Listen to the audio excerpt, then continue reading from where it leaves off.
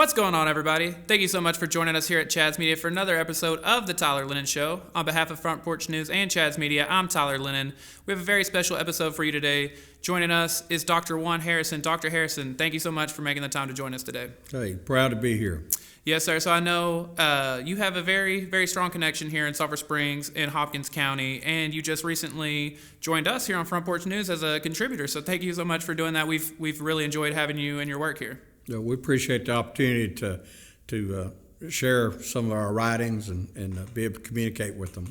Yes, sir. So I know this will probably apply to nobody that's watching, but just in case I wouldn't be doing my job, for anyone that's watching and meeting you for the first time, can you introduce yourself just a little bit? Tell us who you are. Well, I have been a school principal the last 25 years or so here, and before that I was a teacher and coach here in Sulphur Springs at the junior high and high school and middle school. I also taught college a couple of years and worked 4 years at the coal mine as a fuel engineer.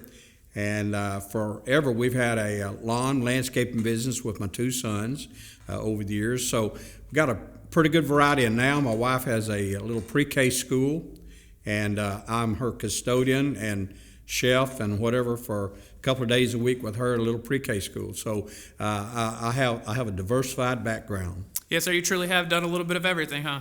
Yes, sir. So we mentioned you are Dr. Juan Harrison. You received your doctorate, I believe, in education from Commerce, correct? A&M Commerce. So is that, at what point did you realize this is what I want to do? I'm going to receive my doctorate in education. Well, I was teaching college at Texas A&M Commerce over here. I had taught before at Texas Tech. And about the time that I was about to be serious about my dissertation in English, and my doctorate was going to be in the teaching of college English, housing interests went to 17 and 18%. And I had a young wife, and we were starting a family, and I thought, I don't think I can do that. I thought, what can I do? So I switched my VA over into school administration, and because I knew I loved education. And so I did that, and that's how I got into school administration. Well, you mentioned that, and of course, spent a very long time doing that and everything, and it sounds like you, as far as education goes, a principal and a teacher and all different things. Was there a specific role that you had that you enjoyed more than others? I think being an elementary school principal, I probably had the most impact. I had a lady pull up beside me the other day. I was working somewhere, and she said, I just want to tell you a story. And I said, okay.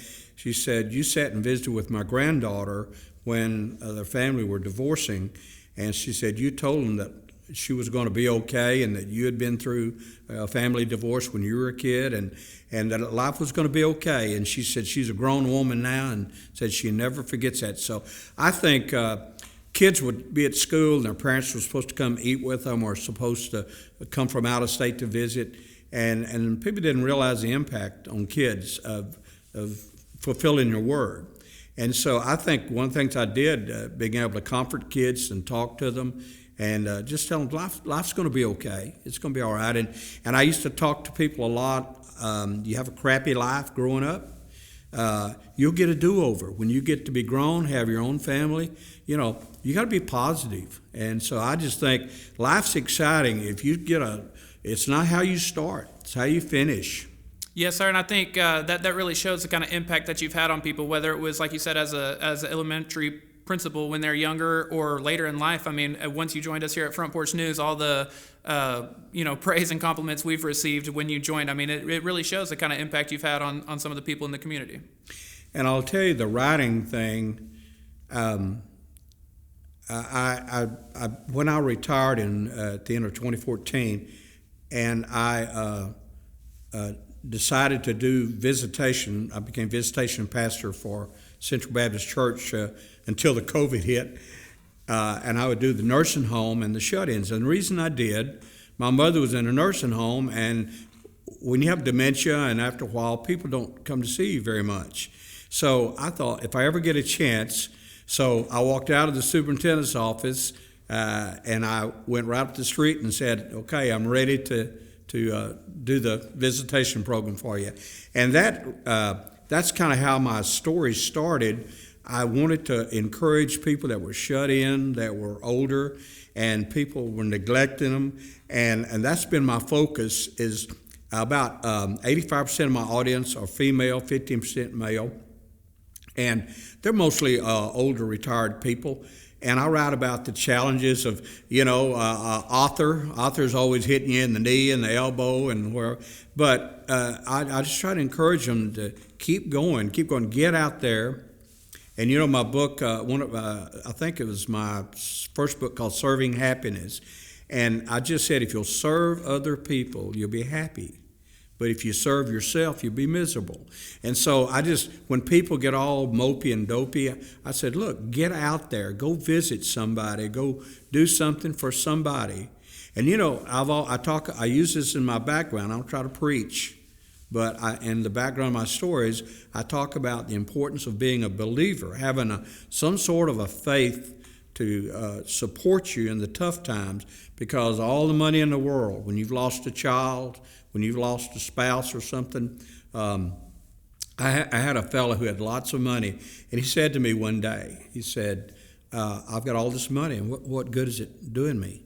I had a friend come by at work, and a super person, had all the money in the world. She was a big shot in the school district, and she came in and was auditing my money for me and all, and we got through, and she said, what are you going to do with your life? And I said, I want to be rich like you. And here I am, I got all these kids in college and everything. And she said, she looked at me, and she leaned across my desk. Never married, no children and no grandchildren. And she leaned across and looked at me. It's the saddest look of everything. And she said, you are rich. And Tyler, that just kind of helped me focus even more. And I tell people the saddest thing is get to be an old person and not know what's important. Relationships are the most important thing in your life. Money is the least valuable thing when you get to the end. Yes, sir. I kind of want to go right there. I wanted to mention your writing. Before we do, I want to take a quick second to hear a word from our sponsors who are making all of this possible. As soon as we get done with that, we'll be right back with Dr. Juan Harrison. I am Dr. Robin Boshears-Patrick, located at Lone Star Clinic. I am a Sulphur Springs, Texas native, and I am dedicated to serving the chiropractic needs of my community. Call me today to set up your appointment, and let's get you straightened out.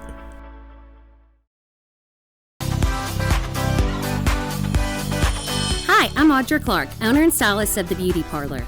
We are located at 206 West Shannon Road in Sulphur Springs, Texas. We are Tony and Guy trained, and we specialize in custom cut and color. You're already beautiful. Come let us highlight it. At Avco Roofing, we strive to fulfill our mission statement of protecting homes, strengthening families, and building community. It's more than a slogan. It's the heartbeat of who we are and how we serve our customers. Located in Sulphur Springs near I-30 and Broadway, there's no project we can't handle. Call Avco Roofing for all your home and commercial property needs.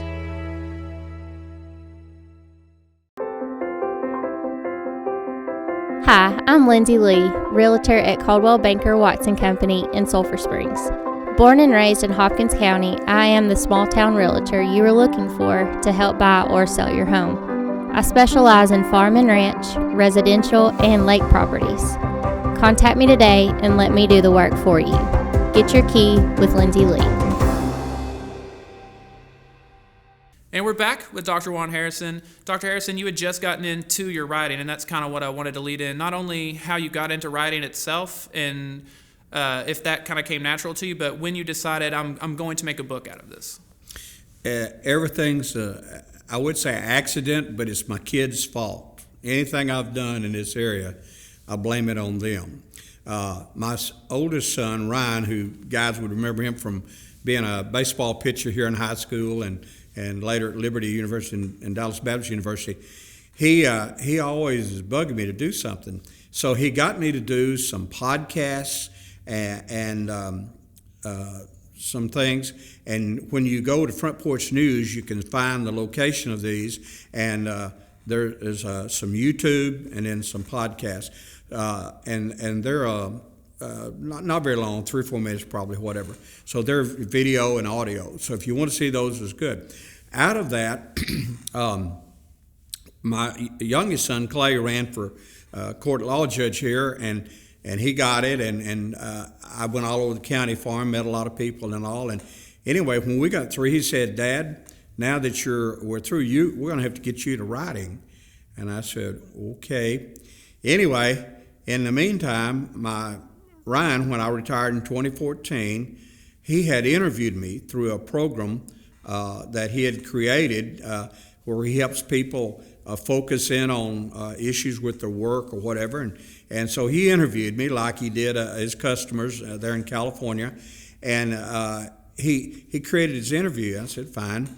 Well, Christmas of that year, he presented me with my first book and it reads like an interview. But anyway, called Serving Happiness. And it was based on my philosophy that you'll be happy if you serve others. And so and I tell that to people.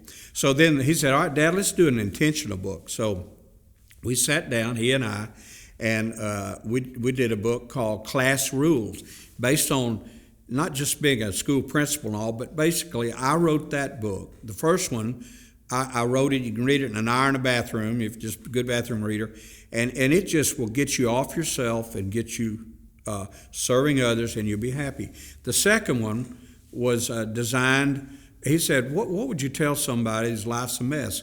So we wrote Class Rules to help people. Not everybody, and I've written stories about single moms raising kids, and it's a challenge. My mother was a single mom and my dad left us, and it's a challenge. So sometimes moms are so busy and all, and kids may not get a really good foundation sometimes on things if everybody's so busy and all.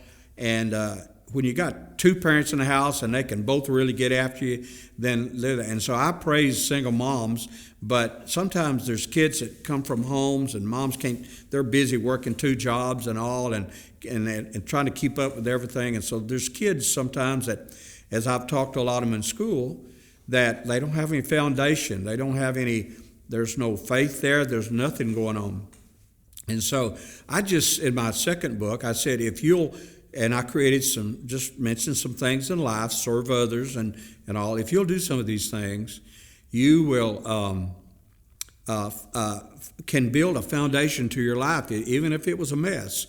You can build a foundation. Maybe you've been in illegal activity and all. You have a choice. And so that was my second book. So we had those in 15 and 2016. If you don't mind me asking, you said the first one wasn't intentional on your part necessarily.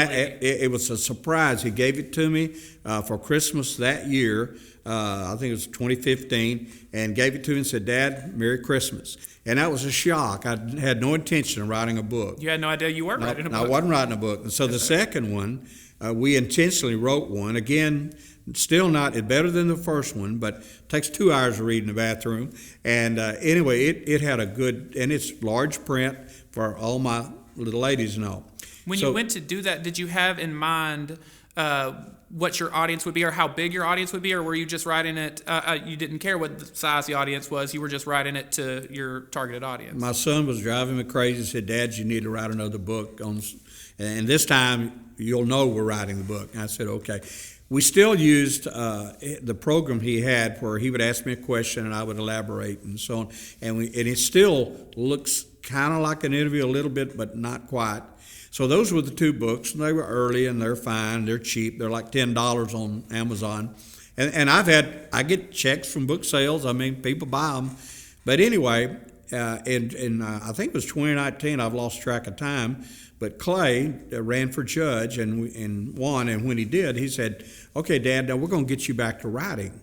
So that's when anyway, so he got me, so we got in, started writing That's when you start writing most of the stories? He put everything on Facebook for me, and he would find the pictures for me. My wife would type them. She got smart and started charging me. So now you guys I'm having to pay double because we're writing 2 separate articles each week, yes, y'all on Wednesday and Facebook on Friday. So anyway, they're designed to encourage, and I had no plans to write, and I didn't, being an English teacher, I mean, I had, I've seen a lot of good writing, but I had no intention to write. So it's fun. I love my yard business. an idea will come to me, and I'll sit down and stick it in my phone or write on a piece of paper. Charlotte Henderson would say, "Where do you get all your ideas?" And I don't know. I've written stories from the point of view of a dog about how did he feel about the new baby coming to his house, and your mind and imagination and writing. If you've got a problem, I recommend to people get you a legal pad and just write some things out. And it's amazing when you'll be surprised when I start a story, it just takes off. And you've probably done the same thing. So anyway, writing has been I look forward to it. I don't want to type it. I don't want to have to mess with Facebook. And when I told my wife I've got about 70 stories now for each side, each Facebook and that, and I said, "Now Sherry, you can't, something happens to me, you can't remarry now. All those stories are out there." And she hadn't told me if she agrees or not, but. Yes, sir. I guess you'll find out, huh? Yeah, I guess I'll find out. I did want to ask you a little bit more about Mostly True Stories by Dr. Juan Harrison. You have 2 volumes of that, and of course, like you said, you're posting them with us and on your own Facebook and everything. I kind of want to ask, and you did allude to it a little bit, but I think most people have an idea that they have interesting stories or that they're entertaining, but with you, that actually is true. Is it kind of tough sometimes to find those ideas, or they just come to you naturally?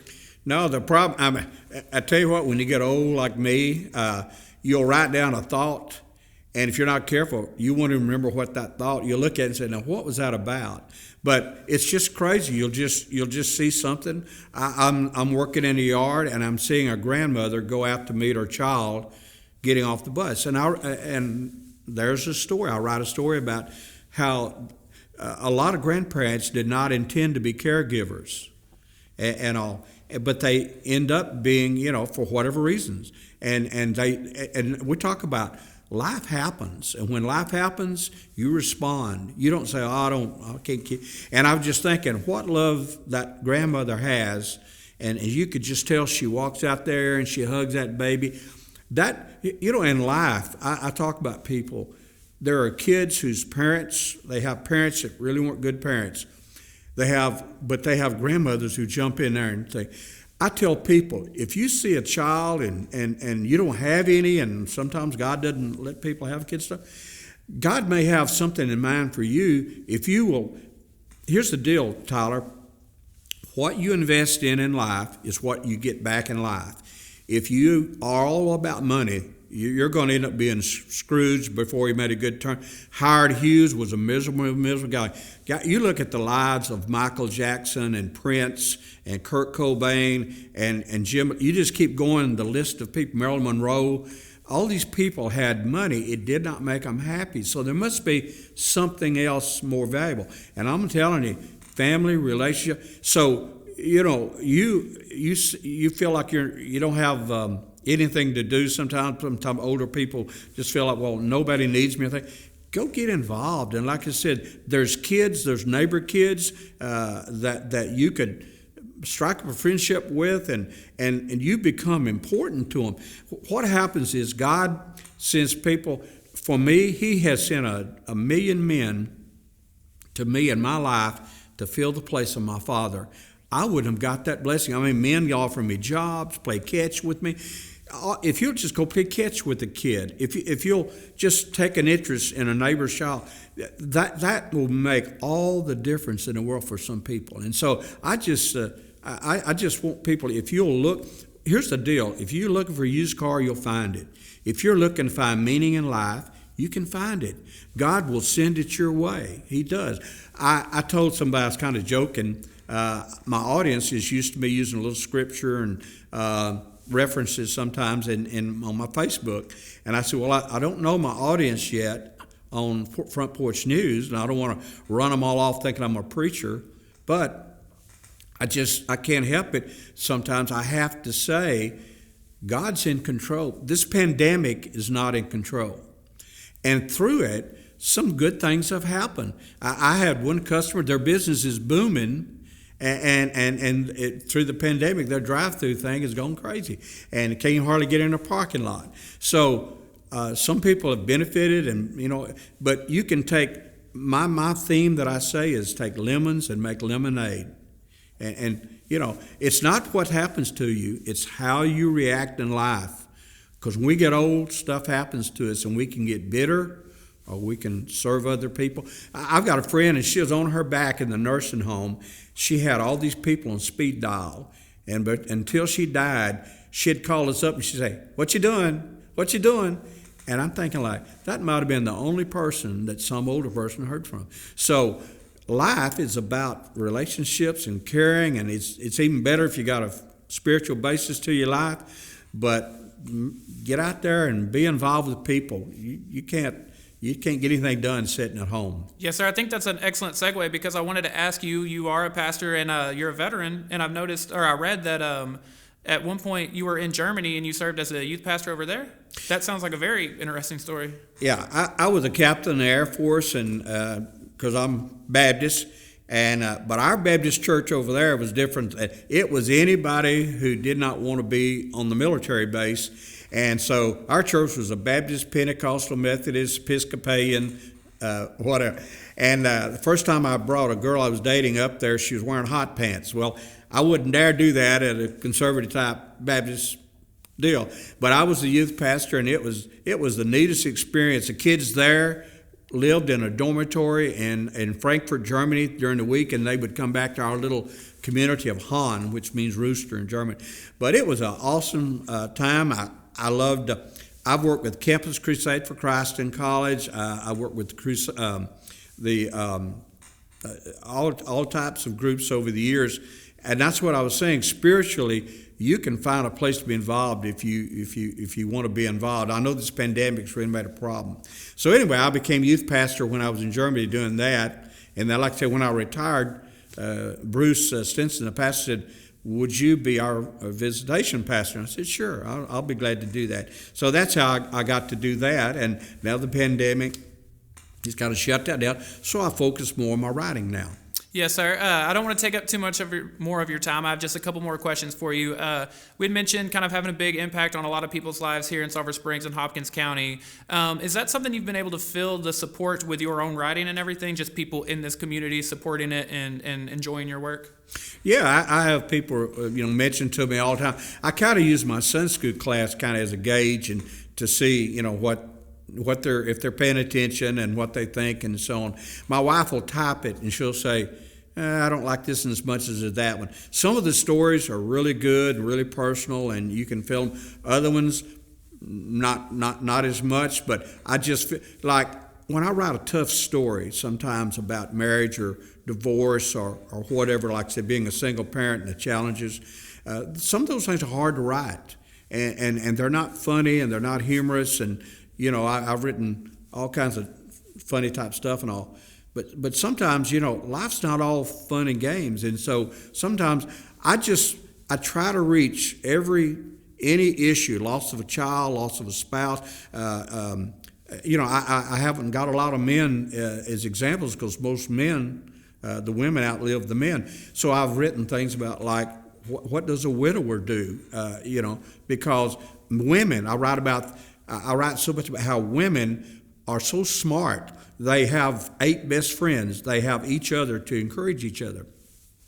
Men work, and they get their identity through work. Women get theirs through relationships. They love being mama and best friend, all that stuff. But men, we just work. And then when we retire sometimes, what do? And so that creates a problem sometimes in marriages. Both of you retire, and then what role do you take? And so anyway, I write anything like that I have to jack with in my life. I bet somebody else has had to fool with something like that. Yes, sir. You mentioned, you do some more lighthearted stuff and funny stuff, but you never know who might need to read that serious thing at the moment. That's right. My final question for you, and I hate to put you on the spot. We've mentioned people can find your work every Friday on your Facebook, every Tuesday on the Front Porch News. Wednesday on yes, sir. Yeah, yes, sir. Porch, yeah. The last question for you, I hate to put you on the spot. What can we expect? Can we expect any more books from you, or have you planned that kind of stuff out yet? Well, Clay put together my first book. And the reason we did it, a lot of the little ladies and men aren't very good on technology and don't do really don't do much on Facebook and don't do whatever. So and I like it. It gave me all my stories in my hand, and it doesn't cost that much to self-publish and to do books. So we did first 110 stories on Facebook. So that's volume 1. Then I had volume 2, and that's 150 stories. So that's 260 of my first stories. I've been on Facebook for about 5 years. This March will be 5 years. So we're already writing new stories. So I would guess when we get 100, 150 stories, we'll probably go ahead. And like I said, it's easy to do. And my son would like me to write a book, just a book about, again, life, a really serious book about life and helping people. Because there's just a world of lost people out there that don't have a clue which direction to go, what to do. And if some little thing I could write could encourage them and make them stop. And so I do get some feedback sometimes from people saying, hey, man, I really like that one. And the one we just did, the first story we just wrote about my friend Vonda Wright, called The Red Cushion, I can tell you the people have said, hey, you perfectly described her. I just thought she was one of my best friends, and I just miss her. It was my way. It was kind of like a catharsis. It let me get out some feelings that I had. Every time I look at her house, I work next door sometimes at the neighbors there, and I look over and I just expect to see her there. So anyway, my little Facebook stuff lets me get personal with people. I feel like we have a relationship, and we'll see how that goes with Front Porch News. I don't think it'll be as much interaction, but I hope that they do enjoy it. It's a bigger audience. Yes, sir. We've gotten a ton of reactions so far, and you mentioned, writing can be like super therapeutic for whoever's reading it, but also for you as the writer yourself. I'll be 77 my birthday, and they say, oh, you don't look it, you don't act it. I've played baseball around the world for everybody, and I said I played for churches and bars. So, I mean, the thing about Christ says to be in the world but not of the world.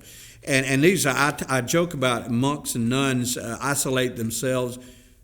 You're not doing anybody any good. You're having it's a very selfish life. And so the thing is, I say fight. You're in the battle. These couples that are buried with debt and buried with car payments, and you bought a Yukon, Chevrolet Yukon. Those suckers up close to $1,000 a month. I mean, yes, it's insane. So what I'm saying is, I write a lot about marriages. Half the marriages in a divorce. 30% of all young couples married 5 years divorce. The pressure is unbelievable, and I just try to encourage young people. I write things, and look, cull some things, set some priorities. Don't let that marriage get cold. I write a lot about recently I wrote one called Dry Spell. Is this just a dry spell, or are we headed for divorce? And the impact of divorce on kids and single marriages, it's unbelievable. Pandemic has been terrible for kids. These kids living with divorce, they talk to me all the time, all those years at school. And I learned a lot about kids and what they go through. And guys, I'm telling you, hang in there if you can. I understand, sometimes you have to divorce. I was glad our parents divorced because it was rough. I mean, it was a lot of stuff going on. So I relate to that. And here's the deal, Tyler. If you've had a parent that was not what you thought was a good role model, use that incentive to be the better parent.